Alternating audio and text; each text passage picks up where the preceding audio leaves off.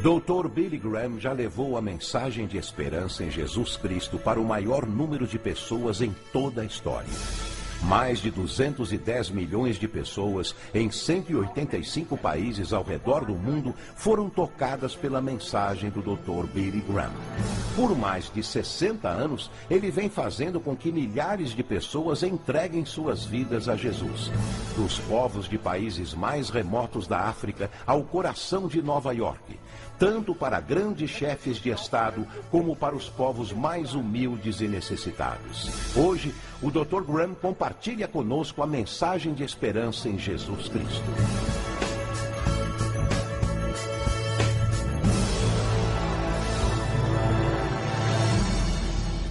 Há alguns anos atrás, 2 filmes britânicos receberam o Oscar da Academia de melhor filme do seu respectivo ano.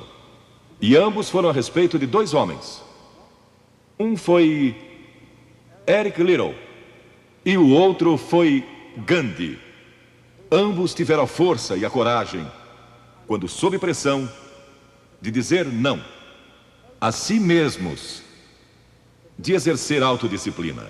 Quero tomar como meu texto de hoje 1 Coríntios, capítulo 10. Começando com o versículo 12. Aquele, pois, que pensa estar em pé, veja que não caia. Não vos sobreveio tentação. Ouçam isto.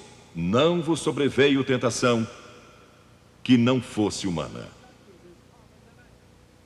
Todo ser humano enfrenta tentações no decorrer de sua vida. Mas Deus é fiel e não permitirá que sejais tentados além das vossas forças. Pelo contrário, juntamente com a tentação, vos proverá livramento, de sorte que a possais suportar. Deus proveu escape, se você conhece a Cristo. Bom, aqueles 2 filmes tiveram um tremendo impacto sobre o mundo. O de 1982 foi Carruagens de Fogo, a história de Eric Liddell. Um jovem que disse não a si mesmo e sim a Cristo. Ele surpreendeu o mundo quando se recusou a correr num domingo nas Olimpíadas de Paris de 1924. E vocês todos sabem que ele disse não até mesmo ao príncipe de Gales, que lhe pediu que corresse, porque ele era o homem mais rápido do mundo nos 100 metros. Mas ele disse não, porque ia ser num domingo e era contra suas convicções bíblicas escocesas. E recentemente foi comemorado o 60º aniversário da grande vitória de Eric Liddell nas Olimpíadas, porque ele correu nos 400 metros, em que ninguém achava que teria chance, e venceu. E fizeram esse grande filme a respeito da sua vida. E o que muita gente não sabe é que a vida de Eric Liddell não se limitou àquela vitória, porque depois que se formou na Universidade de Edimburgo, quando partiu, a estação estava lotada de colegas e professores cantando "Saudai o nome de Jesus", porque Eric Liddell foi para a China como missionário. Foi capturado pelos japoneses durante a guerra e morreu num campo de concentração japonês. Mas naquele campo, ele trouxe alegria e coragem a todos os prisioneiros, pois pregou para eles e cantou para eles, ministrando as suas almas. E ouvi dizer que estão preparando um outro filme, mostrando sua vida ali, porque ele teve coragem de dizer não. O mundo ouviu falar dele, porque ele disse não àqueles que tentaram fazer com que abandonasse as suas convicções cristãs pessoais. E eu penso em William Booth, há pouco mais de 100 anos atrás, que fundou o Exército da Salvação. Ele se converteu, tornou-se um vigário, um pastor, e foi para as favelas de Londres, para as zonas da luz vermelha. Pregou entre a gente pobre, formou um pequeno grupo chamado Banda Aleluia, e ia às esquinas, e ia também às prisões. E alguns dos líderes religiosos da época não gostaram daquilo. E assim ele foi chamado diante de uma conferência de líderes religiosos e disseram: William Booth, você vai pregar onde nós o mandarmos, senão será excomungado. Ali estava ele, diante daquela vasta assembleia de pastores. Que podia dizer?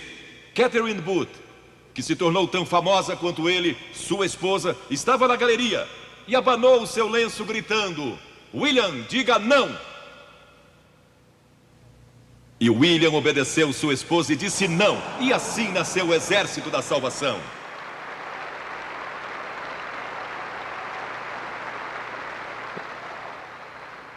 Lemos muitas histórias da Bíblia a respeito de jovens que disseram não e mudaram o curso da história.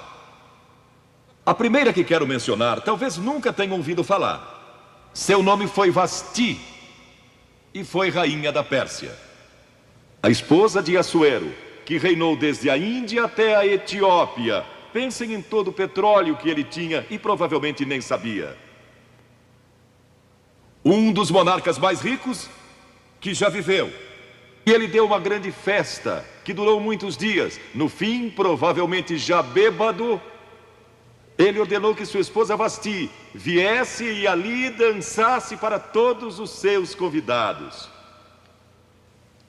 E ela assombrou aquele grupo de líderes mundiais. Ao se recusar, ela disse não. Eu não vou expor o meu corpo para esses homens. Ele mandou outra mensagem, ameaçando que ela deixaria de ser rainha e perderia seus confortos e bens materiais e toda a sua fama. Mas a sua resposta foi a mesma: não. E ela mudou a história, porque foi deposta como rainha. Nada mais sabemos. Mas por causa dela, Esther se tornou rainha e o povo judeu foi salvo.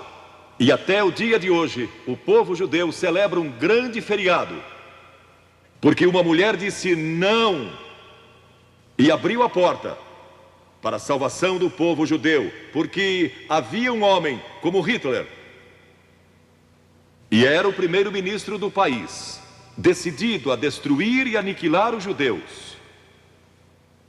Agora, a Bíblia tem muito a dizer a respeito de sensualidade e lascívia e depravação. A palavra lascívia significa a tendência de incitar desejos sensuais. Sensualidade significa o apelo proposital aos sentidos físicos para satisfação pessoal. Talvez lendo um livro pornográfico ou assistindo um filme impróprio. A Bíblia diz que devemos nos abster das paixões carnais, da sensualidade, que fazem guerra contra a alma. Elas estão em guerra contra a sua alma e seu espírito. E a Bíblia diz que devemos nos abster delas, ficar longe delas. E então a Bíblia usa outra palavra, réprobo. Agora, isso se refere a pessoas totalmente depravadas, de consciências mortas ou cauterizadas, não sabem mais corar, perderam a capacidade de discernir entre o bem e o mal. E em Romanos 1:28 lemos: e por haverem desprezado o conhecimento de Deus, o próprio Deus os entregou a uma disposição mental reprovável para praticarem coisas inconvenientes. Ou seja, Deus desistiu deles dizendo: vão em frente. Gozem toda depravação e toda sensualidade que quiserem, não vou perturbá-los. Ainda não. Mas saibam que seus pecados os acharão e prestarão contas no dia do juízo. E Paulo, escrevendo ao jovem Timóteo, disse: também estes resistem à verdade, homens de todo corrompidos, réprobos quanto à fé. Em outras palavras, rejeitaram a Cristo por tanto tempo que suas consciências se cauterizaram e seus corações se endureceram. E mesmo que o Espírito de Deus lhes fale, eles não podem ouvir. É por isso que é importante que você aceite a Cristo quando é jovem. É importante que venha a Cristo agora. Se o Espírito de Deus está falando com você, entregue a sua vida a Cristo. Porque o dia pode chegar em que a sua consciência esteja morta e você não possa mais ouvir a voz de Deus. Ela disse não. Mas Vasti, você vai perder o trono, vai perder suas riquezas, pode até perder sua vida. Ela disse: minha resposta é não. Qual é sua resposta hoje àquelas coisas que são erradas? À mentira, à lascívia, à cobiça, ao preconceito racial? Qual vai ser? Você vai disciplinar seu corpo? Vai permanecer firme às convicções que Cristo e a Bíblia ensinam? Ou vai ceder e seguir pelo caminho largo que leva à destruição? Ou vai entrar pela porta estreita e pelo caminho apertado que conduz à vida eterna? Qual vai escolher? Você tem uma escolha hoje. Deus nunca vai forçá-lo a escolher. E então houve um outro jovem, um jovem chamado Daniel. E a Bíblia diz que Daniel resolveu em seu coração que não se contaminaria com as finas iguarias do rei, nem com o vinho que ele bebia. Agora, Daniel era um jovem que tinha um propósito. Ele havia sido capturado em Jerusalém. Quando o exército de Nabucodonosor invadiu a cidade, ele foi capturado e levado através de milhares e milhares de quilômetros à Babilônia. A quase 3.000 quilômetros de sua própria terra, sem aviões nem automóveis. Eram semanas de viagem. Mas ele estava resolvido a servir a Deus, e não devia ter mais de 12 ou 15 anos de idade. E Nabucodonosor, o grande rei, levara cativos de Jerusalém para a Babilônia, e ordenou que aqueles jovens, em quem não havia defeito, de boa aparência, instruídos em toda a sabedoria, fossem ensinados em sua corte, para que ele pudesse usá-los. Ele queria usar aqueles jovens judeus, porque sabia que eles tinham um dom especial. E durante o período de treinamento, mandou que lhes dessem os melhores vinhos e as mais finas iguarias, e todos os confortos disponíveis na corte de Nabucodonosor. Mas Daniel disse: não. Não quero o vinho do rei, e não quero as iguarias do rei. Quero dormir no chão, não numa cama de penas. Quero viver uma vida simples e também disciplinada. Que diferença dos que mal podem esperar pelo dia em que possam sair de casa e se divertir. Mas não Daniel. Daniel estava longe de casa e ninguém saberia se ele fizesse algumas dessas coisas. Ninguém saberia se ele tivesse uma namorada e dormisse com ela, ou se embebedasse com o melhor vinho do rei. Ninguém saberia lá em Jerusalém, e ele poderia ter se tornado muito popular. Mas esse primeiro não, quando jovem, preparou-o para o grande não, quando era primeiro-ministro da Babilônia, e foi lançado na cova dos leões, porque não abandonou sua fé em Deus. Nós nos contaminamos ao comer demais, ou ao nos embebedarmos, ou ao tomar drogas, ou gastando tempo demais assistindo televisão, ou indo aos cinemas. Jesus declarou em Lucas capítulo 21: acautelai-vos, para que nunca vos suceda que os vossos corações fiquem sobrecarregados com as consequências da orgia e das preocupações deste mundo, e para que aquele dia não venha sobre vós repentinamente. O apóstolo Paulo disse: não disponhais para a carne no tocante às suas concupiscências. E Pedro disse: porque basta o tempo decorrido para terdes executado a vontade dos gentios, tendo andado em dissoluções, concupiscências e em detestáveis idolatrias. A Bíblia diz que devemos disciplinar nossas mentes e também nossos corpos, e disciplinar o coração pela nossa fé em Cristo. E então houve outro jovem chamado José, que foi vendido para o Egito pelos seus irmãos e se tornou escravo de um homem chamado Potifar. E Potifar tinha uma linda esposa, e José era forte e bonito. E em Gênesis, no capítulo 39, se quiserem ler a história, lemos a respeito da tentação de José. A esposa de Potifar se apaixonou por José, porque José se tornou mordomo de toda a casa de Potifar, cuidando dos seus negócios. E ela viu aquele belo jovem, viril e de boa aparência, andando pela casa e pelo jardim, cuidando dos negócios todos os dias, e ela o cobiçou. E disse: deita-te comigo. Ele disse: não.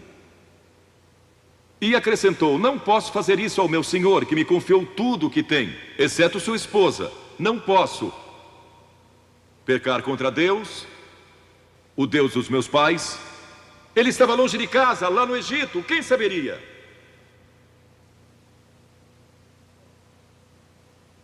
Mas disse não. E quando disse não,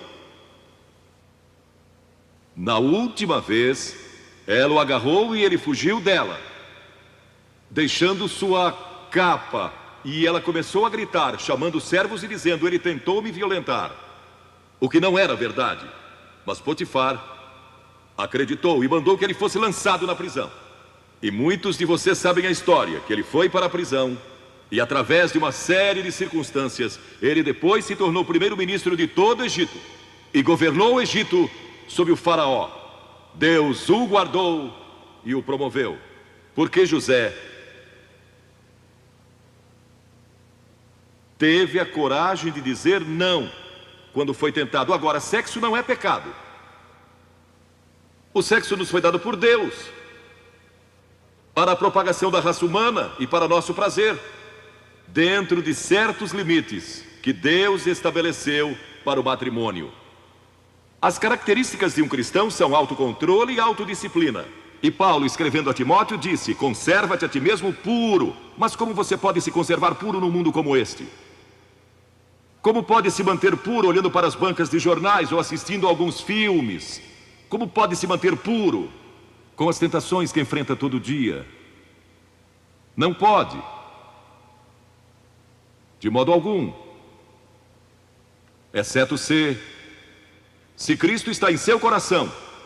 Ele lhe dará força e o poder, porque nenhuma tentação lhe sobrevirá que Cristo não lhe ofereça o meio de escape. Entregue sua vida a Cristo hoje, deixe que Ele controle a sua vida, deixe Ele ser Senhor de sua vida, deixe que Ele controle essa área de sua vida, sua mente, seu corpo e sua vida sexual. Deixe que Ele tome conta dela. E lemos a respeito de um outro jovem chamado Moisés. Em geral pensamos em Moisés como um homem velho, de barba, mas foi na juventude que ele tomou a decisão que o levou à grandeza. Porque a Escritura diz: pela fé Moisés, quando homem, talvez 17 ou 18 anos de idade, recusou ser chamado filho da filha do faraó. Recusou.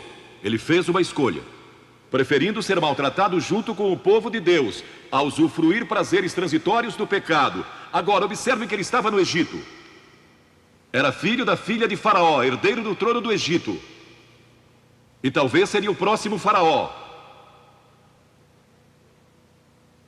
Mas ele fez uma escolha, porque sabia que seu povo, o povo de Israel, era escravo dos egípcios. E ele teve que tomar uma decisão no auge da sua glória. E no auge de tudo que lhe foi oferecido. E ele disse não a Faraó. Não vou ser seu filho, prefiro sofrer e morrer com o meu povo e servir o Deus vivo e verdadeiro. E foi exatamente o que ele fez. E conhecemos Moisés hoje como um dos grandes homens da história. Ele rejeitou os prazeres transitórios do pecado. E há uma diferença entre prazeres e alegria. Quem ama os prazeres empobrecerá, diz a Bíblia.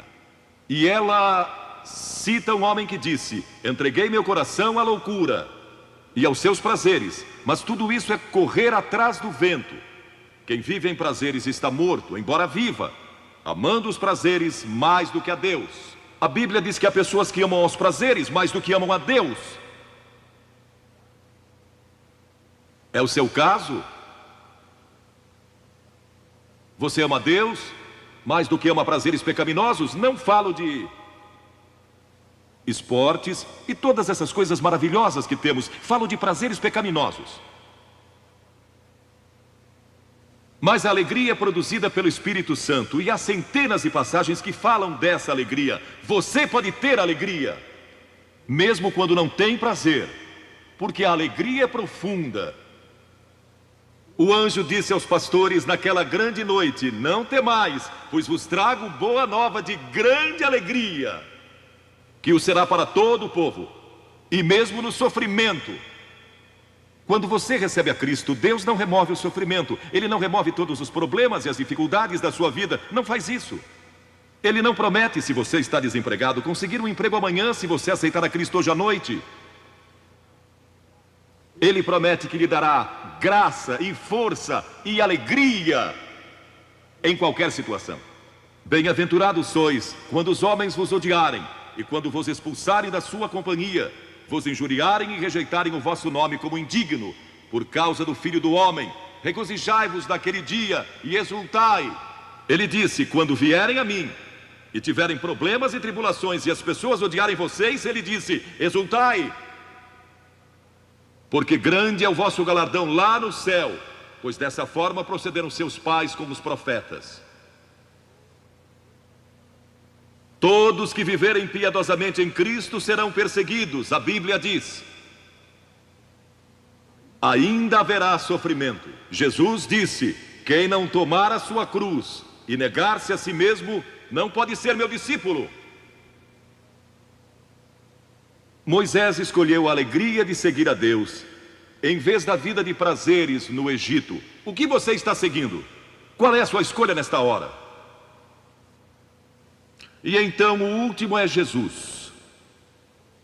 Jesus foi tentado em todas as coisas à nossa semelhança, mas sem nenhum pecado. Quer dizer que Jesus foi tentado a mentir? Sim. Que Jesus foi tentado a cobiçar? Sim. Que ele foi tentado a adulterar? Sim. Que Jesus foi tentado a roubar? Sim. Ele foi tentado em todas as coisas, como nós, mas sem pecado. Como ele teve vitória sobre a tentação? A Bíblia nos diz no capítulo 4 de Mateus e em muitos outros textos, mas vou falar só deste. O diabo veio a ele quando ele estava faminto e sedento e disse: se és o Filho de Deus, manda que estas pedras se tornem em pães. Observem que ele tentou colocar dúvidas na mente de Jesus quanto à sua identidade. Agora, Jesus era o Filho de Deus, nascido de uma virgem, Filho de Deus, que foi ressuscitado dos mortos pelo poder de Deus e está vivo hoje. Mas o diabo pôs dúvidas em sua mente. Ele estava fraco e cansado e faminto, um ser humano. Ele não enfrentou o diabo como Filho de Deus, enfrentou-o como homem. E ele sempre respondeu citando as Escrituras. É por isso que você deve decorar as Escrituras. Nem só de pão viverá o homem, mas de toda palavra que procede da boca de Deus. Jesus disse que há uma coisa que é mais importante que a comida, e sexo, e coisas materiais. É sua vida espiritual. E então ele disse: se tu és o Filho de Deus, atira-te abaixo, porque está escrito: aos seus anjos ordenará a teu respeito que te guardem, para não tropeçares. E Jesus de novo respondeu: está escrito, não tentarás o Senhor teu Deus. E então o diabo levou a um alto monte e lhe mostrou todo o futuro do mundo, todos os reinos que ainda estavam por vir. E lhe disse: se dobrares o teu joelho e me adorares, eu te darei todos os reinos do mundo e sua glória. Jesus não argumentou se ele podia fazer isso. O diabo pode dar-lhe qualquer coisa. Alguns de vocês estão vendendo as suas almas por nada, coisa sem valor. A Jesus ele ofereceu o mundo todo, mas ele sabia que a cruz estava esperando por ele, e o único meio de salvação para o mundo era a cruz. Se tivesse obedecido o diabo, nós nunca teríamos tido a oportunidade de sermos salvos e perdoados. Jesus teria tomado um atalho e nós estaríamos perdidos. Mas Jesus disse: está escrito, ou melhor, começou dizendo: retira-te, Satanás,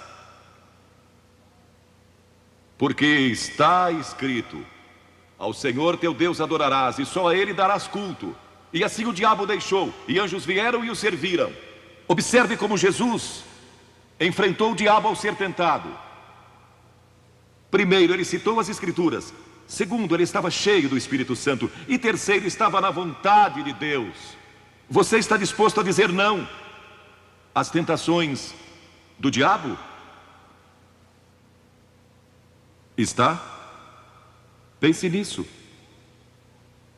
E está disposto a dizer sim às declarações de Cristo, de que Ele é Filho de Deus e quer que Ele entre em seu coração e perdoe seus pecados, salvando? Ah, eu sei, muitos de vocês foram batizados e confirmados. A maioria de vocês talvez sejam membros de uma igreja, ou se identificam com uma igreja, ou talvez vão à igreja 2 ou 3 vezes ao ano. Não sei se fazem isso ou não, mas sei que muitos o fazem.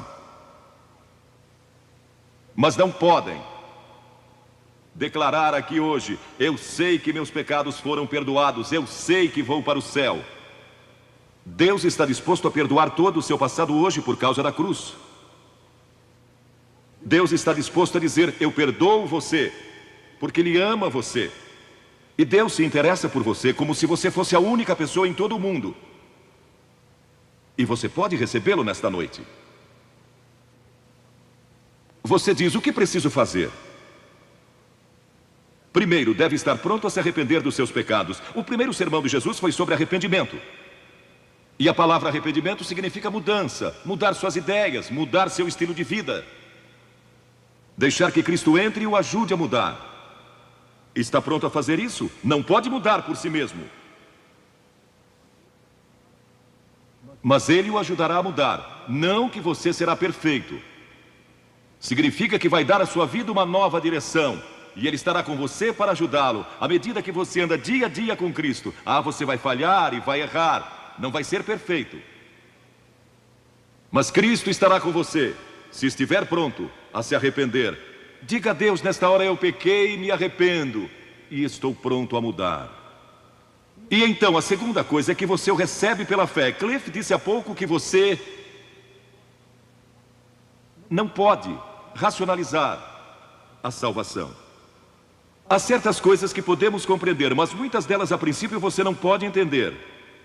Tem que vir como uma criança, dizendo: não posso entender tudo, mas eu te recebo em meu coração hoje pela fé. Pela fé que somos salvos, pela fé e não por obras, para que ninguém se glorie. Pela graça que somos salvos. E então a terceira coisa: você está pronto a sair daqui hoje dizendo: vou segui-lo e servi-lo o melhor que me for possível. Sabem, em nossa reunião em Bristol, algumas semanas atrás, estava ali um jovem de 17 anos, e ele tinha ido à autoescola aquela tarde. E pediu que seu instrutor o deixasse em um dos portões do estádio. E entre aquela multidão, ele encontrou sua família, que tinha sido convidada para a cruzada. E no encerramento, ele e sua irmã fizeram o que vou pedir que vocês façam hoje. Vieram à frente e ficaram diante da plataforma, indicando que estavam entregando suas vidas a Cristo. Uma semana depois, esse rapaz de 17 anos morreu num acidente num túnel que desmoronou. Talvez vocês até tenham lido nos jornais. Ele disse sim a Cristo, nunca imaginando que em poucos dias ele estaria indo ao céu. E nós o veremos lá outra vez. Você sabe para onde iria se isso acontecesse com você? Certifique-se antes de sair daqui. Vou pedir que saiam dos seus lugares agora, centenas de vocês, talvez milhares até, e venham e fiquem aqui na frente, calmamente e reverentemente, dizendo ao vir: eu me arrependo dos meus pecados, quero receber a Cristo em meu coração, quero saber que fui perdoado e que um dia vou para o céu, quero esta nova vida. Você diz: mas Billy, por que você pede que venhamos publicamente? Por que em público? Porque toda pessoa a quem Jesus chamou no Novo Testamento chamou em público. Ele disse: se não estiver disposto a me confessar diante dos homens, tampouco eu o confessarei diante do meu Pai que está nos céus. Jesus morreu publicamente por você, despido, sangrando, diante de toda aquela multidão. Por você. Certamente você pode vir à frente hoje declarar sua entrega a Cristo. Não somente os jovens, talvez você tenha 70 ou 80 anos. E Deus falou com você hoje. Levante-se e venha. Vamos esperar por você. Você que está assistindo pela televisão, em outras partes da Inglaterra ou do mundo, também pode tomar uma decisão por Cristo agora. Entregue sua vida a Cristo hoje e tome a decisão que estas pessoas estão tomando, estas centenas de pessoas. Vimos mais de 3.000 pessoas todas as noites. Que Deus o ajude a tomar essa decisão hoje. E procure uma igreja mais próxima.